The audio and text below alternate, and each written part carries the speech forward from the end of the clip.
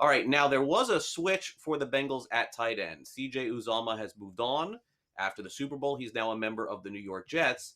And Hayden Hurst, a former member of the Atlanta Falcons, George, he is the tight end there. Now, last year, obviously, his numbers are not going to set the world on fire. That's for sure. 221 receiving yards and just 3 touchdowns. But the Falcons' offense was simply a shell of itself last season. The Bengals in general, George, they just throw to those receivers and not a lot to the tight end. Uzomah did have a game here or there where he was playable. I would probably say that Hurst, in terms of talent, is at least on par with Uzomah. But do you see this changing for the Bengals, them targeting more on Hurst this season? No, I don't. It'd be very difficult for me to say, oh, yeah, you got to go out and get Hayden Hurst.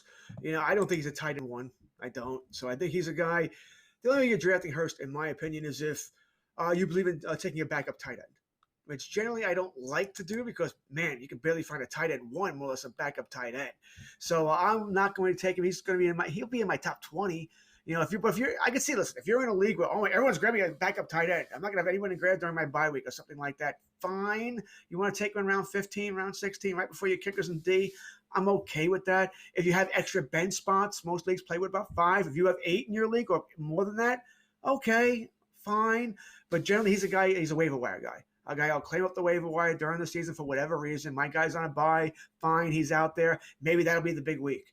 I think he'll be used very similarly to Uzomah. Uzomah was more of a touchdown guy, right? Burrow did find him in the end zone at times. Hurst, I think, could be more of a reception guy. He'll catch more passes, but maybe not as much touchdowns. But I don't see much upside here at all. And I love this offense, but I think, once again, Hayden Hurst, like the kid, but no, he won't be somebody I'm after in fantasy. Waiver wire guy.